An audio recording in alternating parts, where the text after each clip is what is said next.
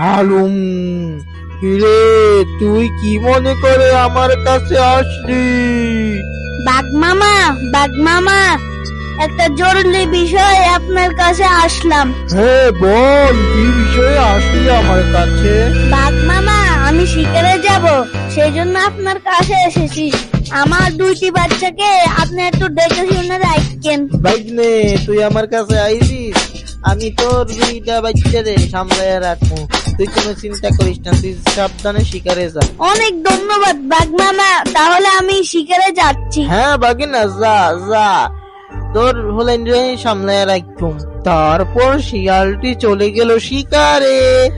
শিয়ালটা চলে গেছে, আরাম করে খাওয়ান যাইবো এই বাচ্চা করে। দুবারে তো খাওয়ান যাইতো না, ওগারে খায়া মজা করি, আর ওগারে দিয়া এই মশাই বুঝাইয়া কয়ে দিয়ে হে বিশ্বাস করে যাবে, তো আবাল সোজা। তারপর ওই বাঘটি ওই শিয়ালের একটি বাচ্চাকে খেয়ে ফেললো।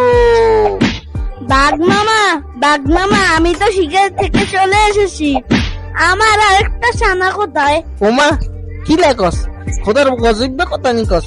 তোর হুত তো তোর হিসে চলে গেছে, আর তুই আরে কস তুই শিকারে যাওয়ার সময় দেখছি হিসে যাই গিন। তুই দেখছ, আই তো মনে করছি তোর হুত তোর হিসে গেছি, একটু গাই না। আপনি যে শুন দেখছেন আর হিসে যায়, আপনি কিল্লে বলেন না। হ্যাঁ, আপনি তো সাইথাম দিছি কিল্লাই। এরে বাইক না হুন, তোর হুত তোর ফিসে গেছে, আমি মনে করছি তুই হ্যাঁ শিকারে লই গেছিস, বলাই না, একটু গাইও না।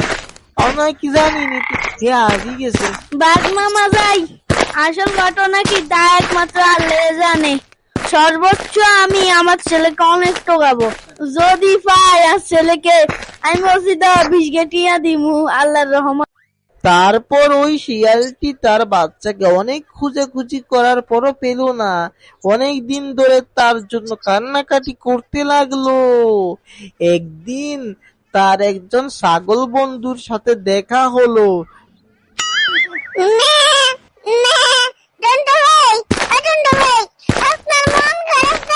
আর বলো না ভাইয়া, বাঘের কাছে বাচ্চা দিছি, বাঘ কাছে সুন্দর করে চায় রাখবো, আর বাচ্চা একটা বলে আমার পিছে গেছে, বাঘ মামা বলেছে। এখন কি করবো ভাইয়া, বাচ্চাকে তো খুঁজে পাচ্ছি না। আমি তো দেখেছি বাঘটা একটা শিয়ালের বাচ্চাকে খেয়ে ফেললো। এটা তো জানতাম না তোমার বাচ্চা। ওই পাজি বাঘটা তো তোমার বাচ্চাকে খেয়েছে। ছাগল ভাই, আপনি একটা আমাদের বুদ্ধির পরামর্শ দেন। আমার নাম ছাগল, আমার বুদ্ধি দেখে সকলে হয়ে যায় পাগল।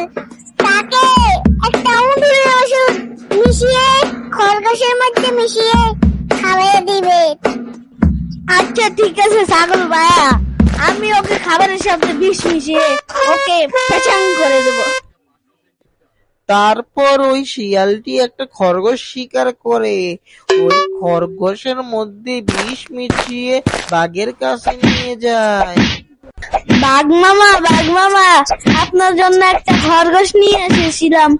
আপনি মনে করছি কিছু খান না দান না, আপনি একজন অসহায় মানুষ, মা তো মরিয়ে গেছে, তাই জন্য আপনার একটা শিকার নিয়ে এসেছি। হালুম, এ তো আমাকে অনেক অপমান করছে, কিন্তু রাগ করলে হবে না, যেহেতু শিকার দিয়েছে খেয়েই নি, অনেক সুগন্ধ আসছে। হালুম, ভাগ্নে দে আমি খেয়ে ফেলি। তারপর ওই বাঘটি ওই খরগোশটি খেয়ে ফেললো। ভাগ্নে, এটা তুই কি খাওয়ালি? হালুম, তুই এটা কি খাওয়ালি রে ভাগ্নে? বুঝো ঢেলা, আমার বাচ্চাকে খেয়েছিস না, এবার তো ওই